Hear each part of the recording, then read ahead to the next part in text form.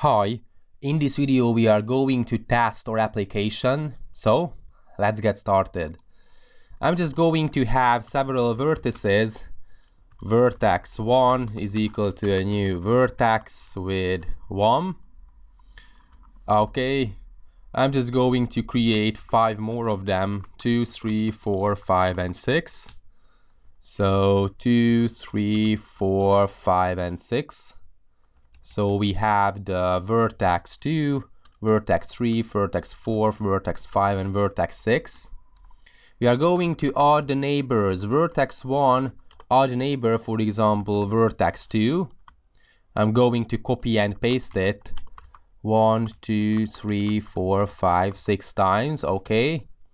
The vertex 2 is going to be added the neighbor vertex 3. Then the vertex 3 is going to be added the neighbor vertex 1. As you can see, there's a cycle.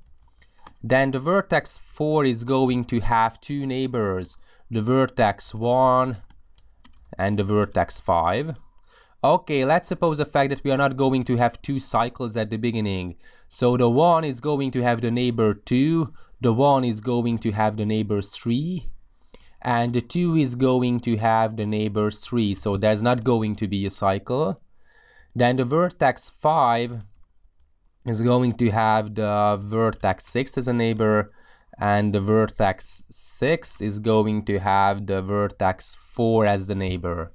So this is the graph we would like to simulate. The 1 has the 2 neighbors, 2 and 3, 2 has a single neighbor, 3, 4 has 2 neighbors, 5 and 1, 5 has 1 neighbor, 6, 6 has a single neighbor, 4. As you can see here, the cycle 4, 5, 6, 4 is a directed cycle. There's no cycle in this subgraph. So this is what we have been developing. The 4 has the 1 and the 5, 5 the 6, 6 the 4. Okay, I think that is going to be just fine.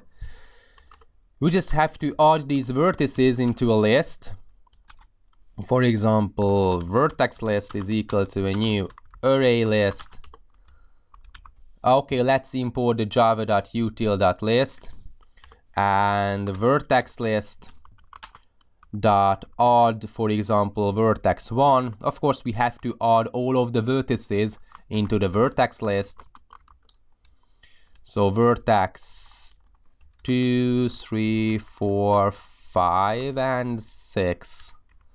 So we just have to instantiate this cycle detection class with the name cycle detection is equal to a new cycle detection. And we just have to call the detect cycles with the vertex list method.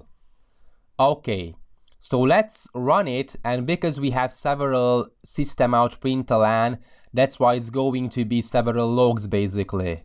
So let's run it as a Java application. As you can see, there is going to be a cycle, so there's a backward edge, so there's a cycle. But what's happening? Depth first search on vertex 1, then visiting the neighbor of vertex 1, which is the vertex 2. So visiting the vertex 2 recursively. So we depth first search on vertex 2. We visit the neighbors of vertex 2, and then we visiting vertex 3 recursively. So we depth first search on vertex 3. What's happening? We start at vertex 1. We come to the conclusion that there's the vertex 2 as the neighbor of vertex 1. Okay, then we keep visiting recursively its neighbors. So we have the vertex 3. In this case, the vertex 1 is not visited, but it is being visited. So the set being visited true has been called. The vertex 2 hasn't been visited, but it is being visited.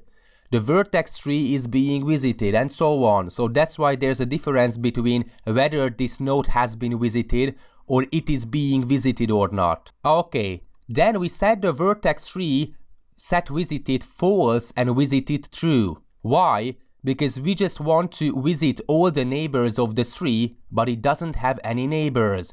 So we set it to be visited and set being visited to be false because we have already done with that given node. So we just have to backtrack and we come to the conclusion that there's no unvisited neighbor for the vertex 2. Then we're visiting the neighbors of vertex 1, but we have come to the conclusion that the vertex 1 doesn't have any unvisited children. So we set vertex 1, set being visited false and visited true. Then we depth first search on vertex 4, that's going to be the cycle. We're visiting the neighbors of vertex 4. As you can see, the vertex 4 has two children, the 1 and the 5. So that's why this visiting the neighbors of vertex 4 is going to be printed out twice. Visiting vertex 5 recursively, depth first search on vertex 5, visiting the neighbors of vertex 5 and the vertex 6 recursively, and because we're visiting the neighbors of vertex 6 and there's a backward edge to vertex 5, there's a backward edge, so there's a cycle.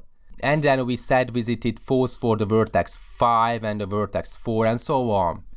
Let's suppose the fact that we are going to have two cycles in that given graph. This is why this implementation is quite good. It is able to detect more than one cycles. So this is the situation we are considering.